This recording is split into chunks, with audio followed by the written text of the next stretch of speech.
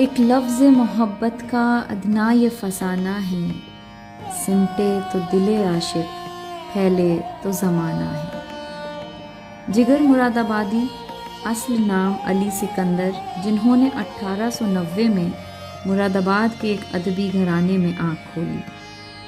क़ब्ल जदीद शोरा में सबसे ज़्यादा मकबूलियत और शोहरत हासिल करने वाला एक ऐसा शायर जिसे कभी रईसुल मुतग़ज़्ज़लीन कहा गया तो कभी शायर फ़ितरत। मुरादाबाद के बाद जिगर गोंडा मुंतकिल हुए और वहाँ क़याम के दौरान ऐसी मकबूलियत हासिल की जिसका अंदाज़ा लगाने के लिए ये बात काफ़ी है कि गोंडा में जिगरगंज नाम का मोहल्ला और जिगर मेमोरियल इंटर कॉलेज नाम का स्कूल आज भी मौजूद है। जिगर ने सारी उम्र गज़ल गोई में गुजारी। आपकी गज़लें ऐसी दिलावेज़ हैं कि बॉलीवुड में भी अपना एक नुमाया मकाम बनाई।